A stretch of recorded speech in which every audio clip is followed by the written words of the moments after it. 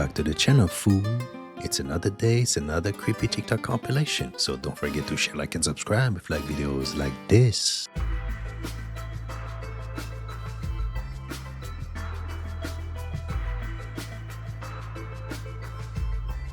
The UFO is smooth. I give him that. Antarctica is terrifying. I knew a guy who was a medic on one of the Antarctic stations, and he swore that they would get countless injuries and deaths coming into the medic bay, and these people would have slashes and cuts and things, and he was told to write it down as exposure. They died because of the cold, and he was like, no, these are like, no, caught outside in the cold. And I think they went and got it DNA tested, and it came back inconclusive, which suggests that it was an animal that they did not know what it was. So there you go. So moral of the story is we know nothing. I'm just kidding. Hashtag we know nothing. Yes. Yeah. I knew a guy. I don't have a cat. Come here, kitty, kitty. Oh, oh my God, I thought that was my cat. That's my shoes.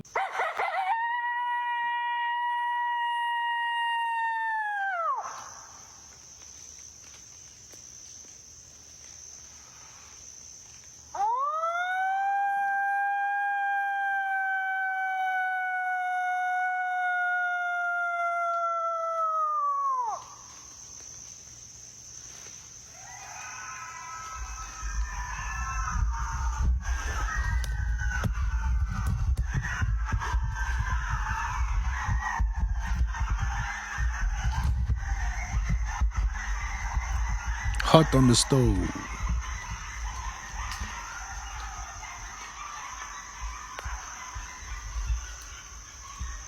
I just saw one.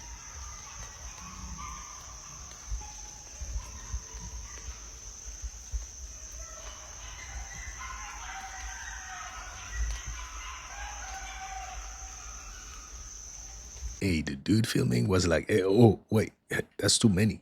Let's go. What on earth is that? That's what Tommy Hortman asked after he found this creepy, crawly thing inside his vehicle. At first, he thought it was a leaf. I was about to brush it, roll down the window and brush it out, and all of a sudden it started moving. You don't brush it, just smash it. I was looking for exits and just wanted to burn the truck down. I mean, I don't blame you, man, because it looks like it's from another planet. It does. That was my first thought, is if I burn this whole truck down, I'm saving humanity. But it almost looked like a lobster dressed as a spider for Halloween. It looked like it had hairy spider legs on it and a little lobster tail, and it was kind of lumbering along. Tommy posted the video online looking for answers. They have finally landed. Get rid of that alien, dude. It will kill us all. So what is that strange thing? We did a little research and determined it's a hag moth caterpillar, and it's generally harmless unless you touch it and have an allergic reaction. I rolled down the window, got a napkin, and just scooched it out into the parking lot. How fast did you drive out of there? Pretty fast. Take a listen to what he had to say. Let me be clear. UAP are real. Advanced technologies not made by our government or any other government are monitoring sensitive military installations around the globe. I believe we are in the midst of a multi-decade secretive arms race, one funded by misallocated taxpayer dollars and hidden from our elected representatives and oversight bodies. Imagine being that guy and that video pop on your feed.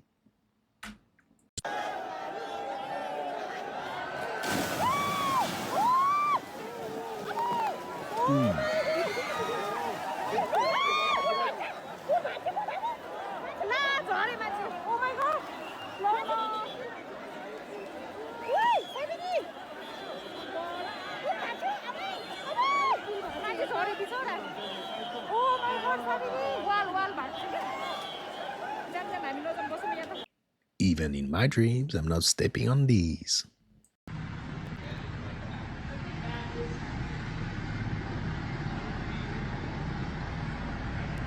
What the hell is going on?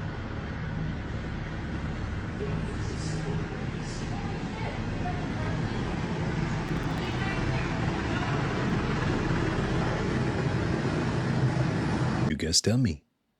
If we knew that the devils were 100% real, then we know that heaven's real. If we could see God once, we wouldn't act to our true nature. We would say, well, God is real. I don't want to go to hell. And common sense would override what we would actually do. That's why we don't see God. If we saw him, then we would all be like, he's real, hell's real. I don't want to go to hell forever. I'm not gonna kill people. I'm gonna behave. That's why we can't see him. It's like seeing the answers to the test while you're taking the test. But this dimension, okay, they live parallel to us. One of my theories is just like they helped Solomon build his temple, is that either A, they had built these temples and these pyramids themselves, or B, the communities that worship these beings gave them the knowledge how to do these things, or even help them construct these things. So you're saying... Remember, they were sacrificing people left and right, the Aztecs, pulling hearts out. That was to these demonic beings. So these demonic beings are what Aleister Crowley drew? Summoned. Well, Aleister Crowley, ask yourself, guys, we don't have hours and hours to go over this stuff. I've spoke about this on many podcasts. I did it with Nino Rodriguez, former heavyweight boxing champion of the world.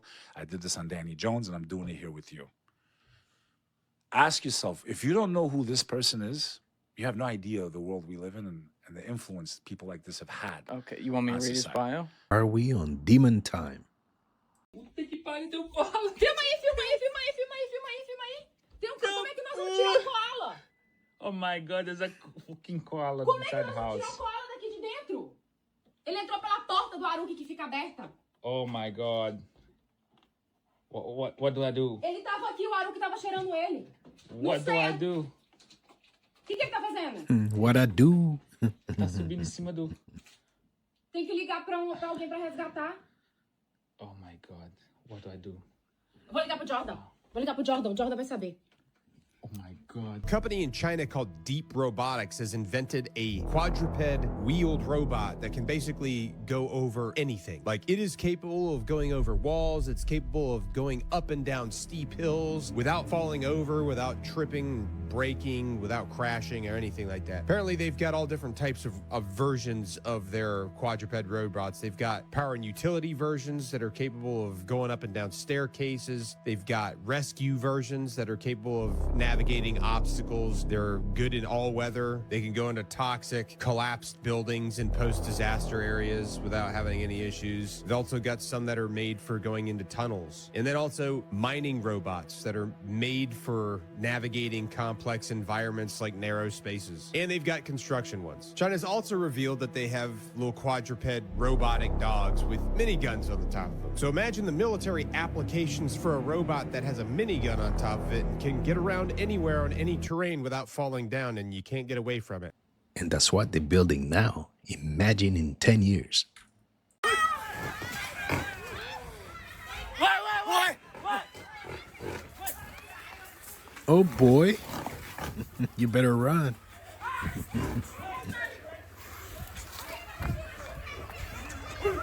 What? What?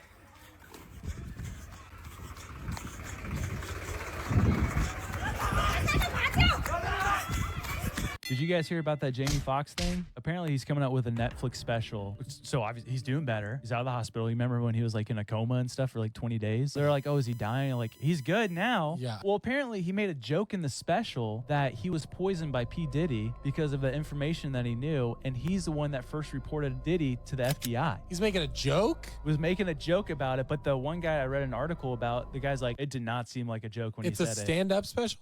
Yeah. Strange. I mean, think about it. It was like January 4th. Cat Williams went on Shannon Sharp's podcast and talked about everything. It's like, this is the year. It's all coming out. Yeah, and that dude, was he months did. before P. Diddy thing. Yeah. Like, dude, this is weird, man. That's weird. At the end of the day, you never know. Is it true that microwave safe means it just means that the plastic won't melt in the microwave, but it's... Do never put plastic in a microwave. So here's the story. BPA, phthalates, plasticizers are added to the plastic, but they're not chemically bound to it. If you put anything in a container that has these chemicals in it and then put it in a hot environment, they will come out of the plastic and go into the food. So if you, in a microwave, or you put your bottle in the car and the sun comes in, it warms up the bottle, and then the stuff goes into your water. You don't want to mix these chemicals and your food, but if you do, the worst thing is to do it in a heated environment. So it sounds to me like not drinking out of cans, not drinking out of plastic bottles. It's going to be not microwaving plastic ever. And in general, just avoiding plastic intake. If you can afford it, buy organic. So you're going to avoid the pesticides, and then phthalates are actually added to pesticides. And they're added because they increase absorption. So you want your pesticides to get into the plant, right? And to kill the bad stuff and insects. So the same property of phthalates that makes them good for pesticides also makes them good for our hand cream. Just mentioning absorption. Anything that's absorbed in the body is going to have phthalates in it. And it also holds scent and color. So it's added to those scents, and it's also added to your lipstick and to your colored, whatever you put on your face and so on. So anything that holds scent and color, that's going to be phthalates. I don't know if it's a little bit too late, but people were doing this for 30 years, guys. Drogue stones look like giant anchors. These are so big, they're the size of a car. Well, a drogue stone was used to balance ships in bad weather, and they found them in the Mediterranean, they found them on the Nile. They were used all over in ancient ships in the ancient world. Well, the Ark would have had these balancing stones bigger than any drogue stones in history. And Tony, they have found 26 of them. And if you follow them, you come to understand that as the ark began to slow and the water began to go down, Noah and his boys began to cut those stones. And if you follow them like breadcrumbs, they lead you all the way to where the ark is right now. You can follow those stones and you can see how they sailed right up to that current location. Maybe you've heard of the Epic of Gilgamesh. Gilgamesh was a real ancient king, and Gilgamesh said in his epic that he went to see the builder of the ark, and he described the location. He said there was a saddlebacked mountain. He called it the place of the rising of the sun. And he said just below those mountain peaks was the first settlement where the builder of the ark settled with his family. Well, guess what? If you go to this Darupanar site, right above it is a saddlebacked mountain, just like described in the Epic of Gilgamesh. And just below it is the first settlement, which is described in Genesis chapter 10, verse 4. It's called Misha. Sometime to receive the truth, you gotta open your mind. We've just learned this video is a barefaced lie. 4 people from California have been arrested after dressing up as bears to falsely claim off their insurance that animals had broken into their cars and wrecked them. Come the on. suspects wore bear suits and staged fake bear attacks, wrongly claiming more than £110,000 in the process. And they definitely came up with the ID smoking some good kush. You guys want to hear about some giants in Utah? Yes. Let's go. In 1955, there was a man, Earl John Brewer. He was told this story by this man named George Keller. Said that there was this cave that was in Utah, held different artifacts from an ancient, technologically advanced civilization. The natives called this cave the Cave of the Great Spirit. Keller was told that by a local Native American. There's a lot of arrowheads and artifacts at this place. And so he goes out, he's digging around, and then finds this tiny little entrance, goes down into it, and then discovered all these ancient copper tablets that had weird inscriptions on them. And then they found 2 giants that were buried in these coffins. There was a male and a female. So the male was around 9 feet 2 inches. The woman was about 8 feet 10 inches. Oh my gosh. People just started like, okay, John Brewer, you're full of crap. Like, Yeah. tell us where this is. He's like, I won't, because a couple of years before that was the Lovelock Cave incident, right? And that's where the Smithsonian came in. Yeah. And then all of a sudden the bones disappeared. Yeah, it's gone. And to be honest, I believe this. Let me get this on Snapchat. That's his truck though? I don't know.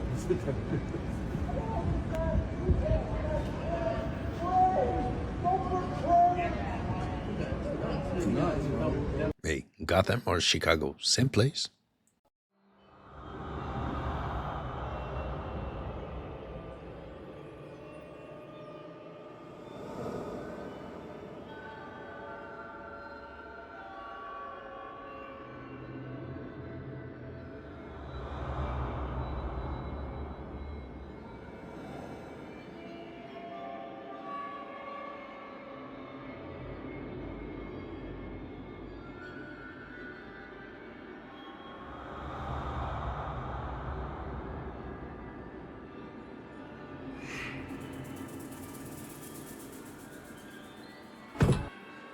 Maybe it's time to call a priest or something.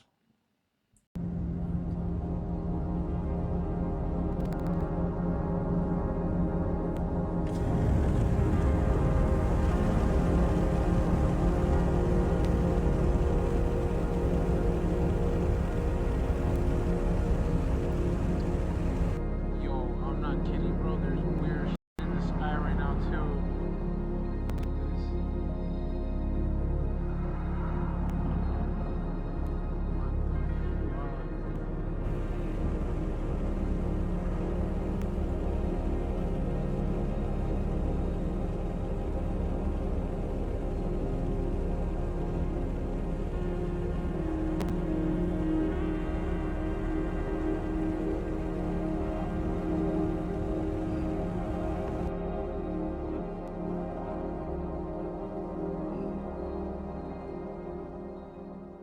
EPs or UFOs? You guys tell me.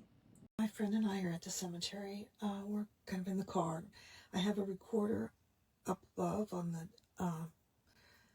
driver's side of the van, and a ghost says, why so quiet in here? And then my friend starts to talk, but I'll cut that off.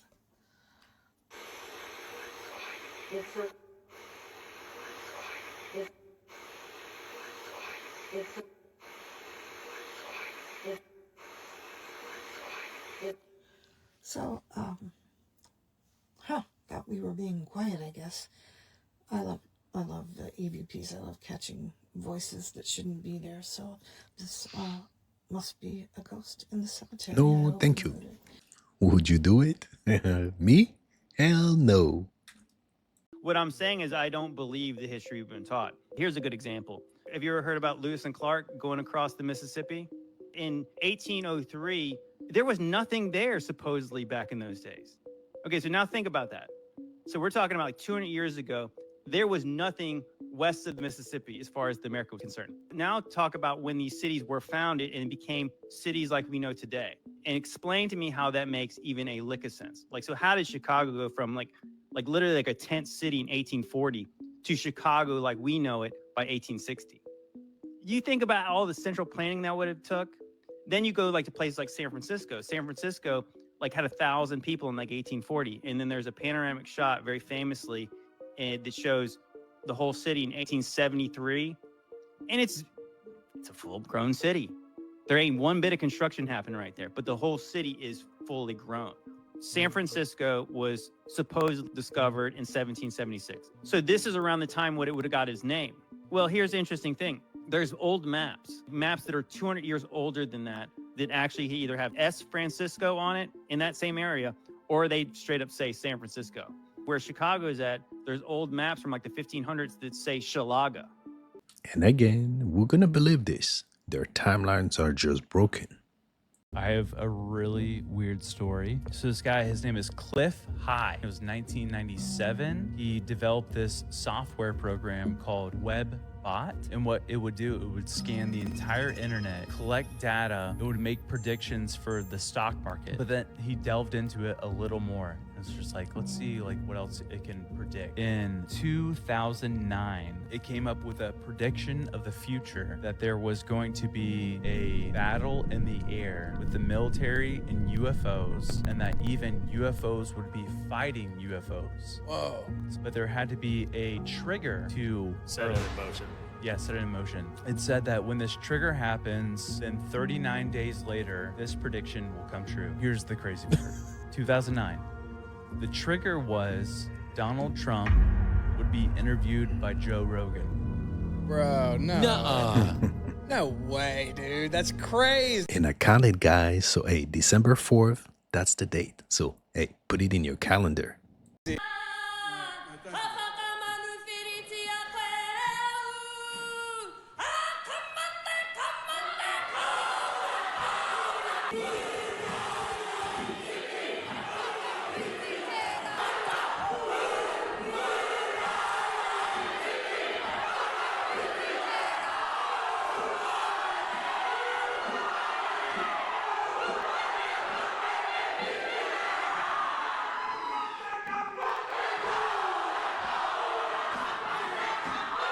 That haka literally give me goosebumps.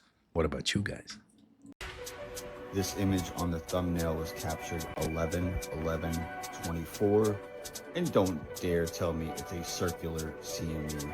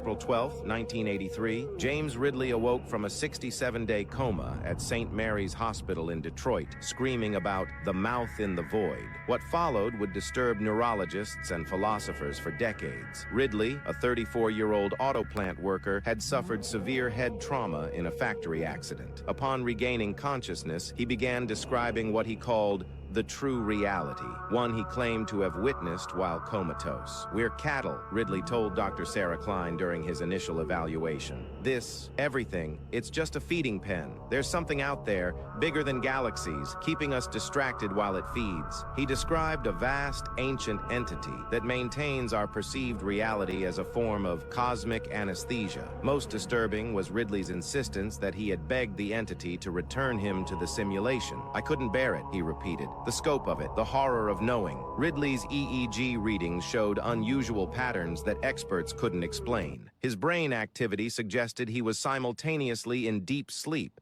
and a state of extreme alertness. 3 weeks after waking, Ridley vanished from his hospital room. Security footage showed him walking calmly into the parking lot at 3:27 a.m., looking upward and simply stopping. The final frame captures his expression, described by investigators as absolute recognition. Hey guys, that's called cosmic amnesia, and that's real. Tá. Aí. Show, Carlos. Show. Filmei aqui, beleza? It's either an eel or Pikachu battling a water Pokemon. Have you seen this bird? Police in Missouri are frantically trying to find it. It's been a rebel, and it's been starting wildfires across the state, and it's been crazy. It's burned. I think now they said it's up to 75% of the wildlife in the state has been burned by this bird, and so it's learned to use its beak to create sparks. So it will hit its beak against the rock like this, and it will spark, and it will put a little kindling down. And when it starts on fire, it will grab it, fly it to some dry brush, and start it on fire. That bird is so smart. It set up a tripod and recorded itself committing its crimes. Interesting facts that you may not know. This is considered the most monstrous creature on Earth. These are sewage worms. They are about 20 centimeters long and are close relatives of leeches and earthworms. What makes this worm so monstrous? That is, they love to live in super dirty environments such as landfills, sewers, or toxic sewage puddles. They will try to find dirty and smelly sewer pipes where there are hideous wastes. Best place to settle down. But once the sewage worms can't find an ideal and safe place to live, they will begin to develop a special kind of ability where they will gather and merge with each other. Number of thousands of individuals and act like it's really an independent organism. So when one moves, it all moves. Here's a close-up view of their faces, although there's a mirror scary face and strange way of life. But sewage worms are very important to the ecosystem. They are both a food source for small fish and also play a role in purifying the water where they live.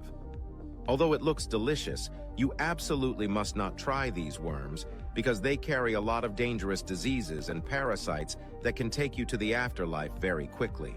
Wait, who's trying them? Did you try? My name is Tania Wallace. I am a singer-songwriter, and I was at I believe to be one of P. Diddy's freak-offs. 2018, I went to this freak-off. I looked to the right of me, and in the corner, I'm looking like, are those midgets? Because people were it's people over them, like it's people trying to hide what they're doing. They're all huddled up. So I'm like, what is that? But no, they weren't. They were little people. And, I don't want to say too much. They were little people. So use your common sense. Dressed up like little Harajuku Barbies, red lipstick, looking like real sexy, revealing like cute. So I'm like, what the hell? What were the little people doing? Getting covered up, trying to cover up what they were doing. Just, I don't know, like being admired, being hid, something. But it's like, what are they doing here? Because this is a grown party. Are you talking about adults who are little people, or are you talking about minors? Am I gonna get in trouble? I don't want to say I witnessed any of that crazy stuff, but we all have common sense. Little people that's not supposed to be there.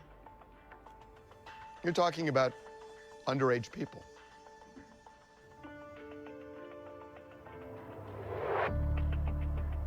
It's a shame.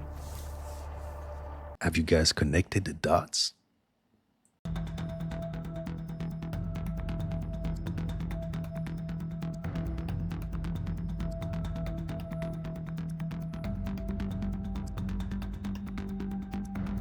A spirit in the sky. I don't believe in conspiracy theories at all, nor in time travel or anything like that. But I did show a church with an image of what looks just like the newly elected president of the United States on it last week. And now I'm in the city of London, and I'm looking towards Trump Street. And the bizarre thing, which you notice if you walk along Trump Street to the end of the street, as I said, no conspiracies at all. I'm not that sort of person. But look at the street that's right next to it. If you follow Trump, then the trail leads you all the way to Russia. So what do you think of that? Conspiracy, accident, or maybe time-traveling history? Who knows? I'll show you now the image of Donald Trump on the church in the city of London, in case you haven't seen it before as well. So this church has an image of Donald Trump on it. It's from the 15th century. And look up this gentleman here. Look really closely. It can be no other than the Donald himself. And yet this is some 250 years old. How did they know? Crazy synchronicities. And look at the Tesla car parked across the street. I've been dating him since 2015. I met him when he was 21. 21? And we had our first kid like a year after 2016. And we had another kid in 2017. Wait for it. And I just recently found out that this was my son that I gave up for adoption. What did you say? I just recently found out that this was my son that I gave up for adoption. Huh? Dang, she ruined his life twice. Girls, because I was raised in a cloning lab to be the perfect woman for Hugh M. Hefner. So other than the fact that my IQ is probably a little higher than he would like, I have nothing to worry about. I was raised in a cloning lab to be the perfect woman for Hugh M. Hefner. So other than the fact that my IQ is probably a little higher than... As you know, they have a ton more footage than we do. Their military, for the most part, doesn't shoot them down. And when Dr. Jonathan Reed was down there, and he was showing his teleportation device, the bracelet that came from Freddie the Gray after he hit him on the head with a branch after killing his dog Lucy, And Jaime Maussan was the one who flew him down. The president of Mexico even gave him the Secret Service to guard him because his life has been under threat. And he asked someone out there, because someone mentioned that they see aliens all the time, not UFOs, but actual aliens. And he said, why don't you film them? And the response of the Mexican was, why would I film a neighbor? That is how often they see extraterrestrials. Okay, I'm going to start to fast forward a little bit because the most mind-blowing of that, again, that's the same thing that came into 2-3 feet in front of the guy where he put his hand up. There it is again. I know he's got tons of footage of this. You know what? I'll just go ahead and let you see it. I mean, this is such a small thing. I know other people have reported, you know, basketball-sized spheres that go around. You know, Skinwalker Ranch is a place that is mentioned these. And now you know what happens when you have aliens moving next door. And if you guys enjoyed this video, don't forget to hit and smash the like button for me. Smash the subscribe button, be part of the family. Remember, stay woke, and I'll catch you next time.